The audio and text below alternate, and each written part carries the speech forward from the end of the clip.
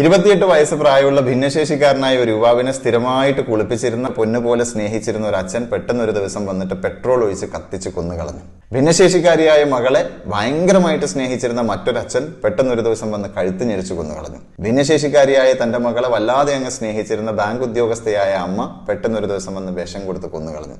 കഴിഞ്ഞ ഒരു വർഷത്തിനിടയിൽ ഇതുപോലുള്ള 6 സംഭവങ്ങളാണ് കേരളത്തിൽ റിപ്പോർട്ട് ചെയ്യപ്പെട്ടിരിക്കുന്നത്. ഈ ഓരോ കേസിലും തന്നെ നമുക്ക് ഈ പാരന്റ്സിനെ കുറ്റം പറയാൻ പറ്റില്ല. കാരണം ഈ മക്കളെ നോക്കാനുള്ള ബുദ്ധിമുട്ട് കൊണ്ടൊന്നും അല്ല ഈ പാരന്റ്സ് ഇത് ചെയ്തിരിക്കുന്നത്. കാരണം അങ്ങനെയാണെങ്കിൽ അവർക്കത് പണ്ടേ ചെയ്യാൻ പറ്റുമായിരുന്നു. കഴിഞ്ഞ ഒരുപാട് നാളുകളായിട്ട് പൊന്നുപോലെ നോക്കിയിരുന്ന തങ്ങളുടെ മക്കളെ തങ്ങളുടെ കാലശേഷം ആര് നോക്കും, അവർ ഒറ്റപ്പെട്ടു പോകും, അവരെന്തായി തീരും എന്ന് ടെൻഷൻ അടിച്ച ആ ഒരു ഉത്കണ്ഠയുടെ പുറത്തായിരിക്കും ഈ പാരന്റ്സ് എല്ലാം തന്നെ ഇത് ചെയ്തു പോയിട്ടുണ്ടാവുക. അപ്പൊ ഇതിനൊരു പരിഹാരമായിട്ട് വടകര കേന്ദ്രമായിട്ട് പ്രവർത്തിക്കുന്ന കേരളത്തിലുടനീളം സെന്ററുകളുള്ള തണൽ ചാരിറ്റബിൾ ട്രസ്റ്റ് മുന്നോട്ട് വന്നിട്ടുണ്ട്. ഭിന്നശേഷിക്കാരായ മക്കളുള്ള എല്ലാ പാരന്റ്സും അറിയുക, നിങ്ങളുടെ കാലശേഷം നിങ്ങളുടെ മക്കളെ ആര് നോക്കും, ഒറ്റപ്പെട്ടു പോകുമെന്നൊക്കെ ഉള്ള ഒരു ആശങ്ക നിങ്ങൾക്കുണ്ടെങ്കിൽ ധൈര്യമായിട്ട് നിങ്ങൾക്ക് തണലിനെ ഏൽപ്പിക്കാം. തണലിന്റെ തണലിൽ അവർ സുരക്ഷിതരായിരിക്കും.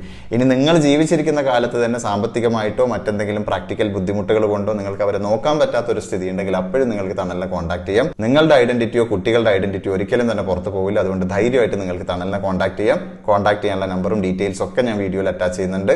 കേരളത്തിൽ 9 ലക്ഷം ഭിന്നശേഷിക്കാരായ ആൾക്കാരാണുള്ളത്. അവരുടെ എല്ലാവരുടെയും പാരന്റ്സിലേക്ക് ഈ വീഡിയോ ഒന്ന് എത്തട്ടെ. അതിനു വേണ്ടിയിട്ട് നിങ്ങൾ മാക്സിമം ഈ വീഡിയോ ഒന്ന് ഷെയർ ചെയ്യണം. Thank you.